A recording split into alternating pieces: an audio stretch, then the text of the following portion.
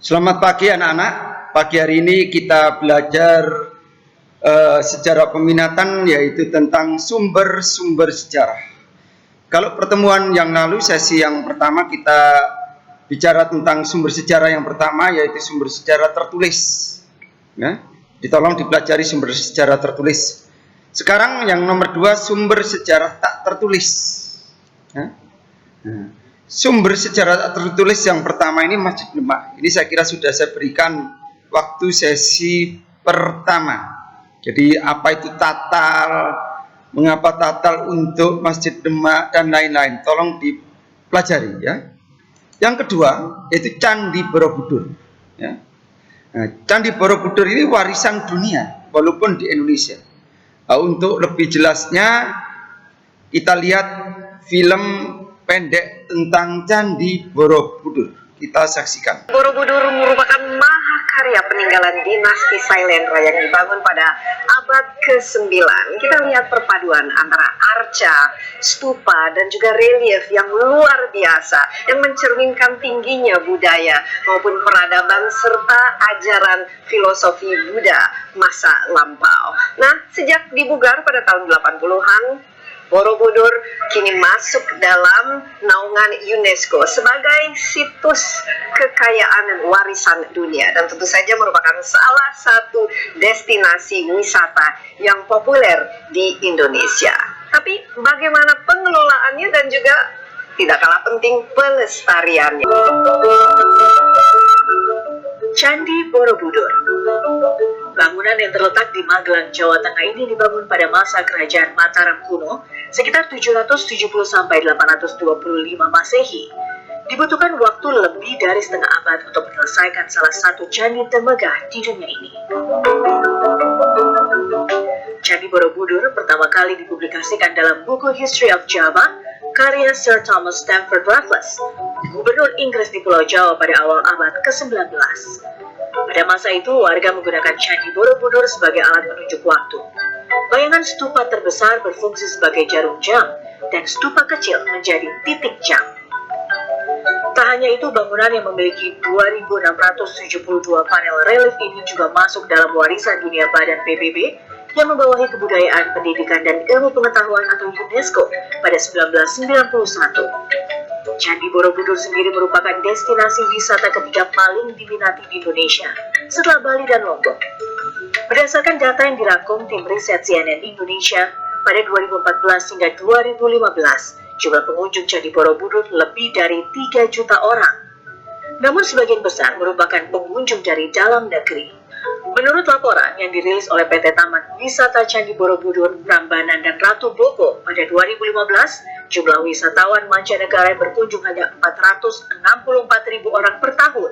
Angka ini sangat jauh dibandingkan jumlah pengunjung mancanegara di kuil Angkor Wat di Kamboja yang mencapai lebih dari 2 juta orang per tahun.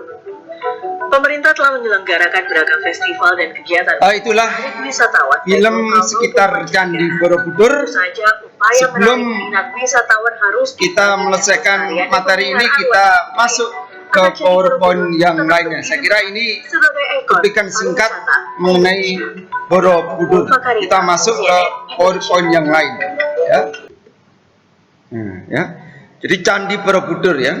Itu tadi penjelasan tentang Candi Borobudur ya, yang membuat siapa, untuk apa, dan sebagainya. Nah, kamu orang Indonesia ya. Kamu bukan orang Indonesia kalau belum pernah ke Candi Borobudur. Ya. Kamu bukan orang Indonesia kalau belum pernah ke Bali. Jadi orang Barat itu kalau ditanyai, kamu sudah pernah ke Indonesia? Belum. Sudah pernah ke Bali? Sudah 10 kali. Sudah pernah ke Candi Borobudur 4 kali. Indonesia nggak tahu. Mereka.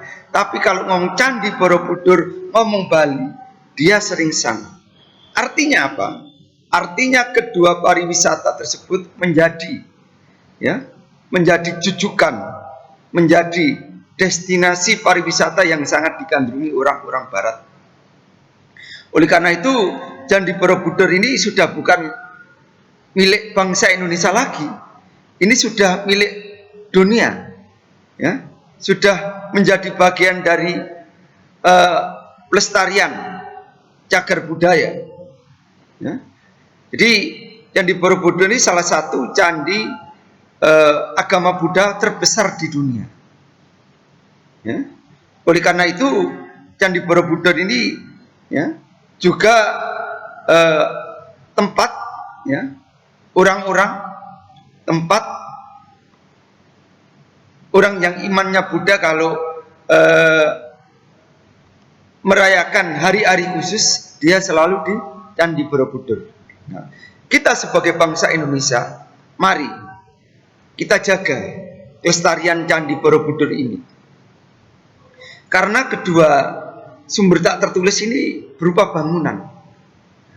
Bangunan ini ya, sampai sekarang ada. Kita sebagai generasi muda harus kita junjung. Nah, bangun-bangunan ini kalau di Surabaya, kalau kamu lihat Gereja Kepanjen, ya, itu juga salah satu bangunan bersejarah. Kemudian Panti Asuhan Don Bosco di Tidar dekat Don Bosco, itu juga bangunan yang perlu kita lestarikan.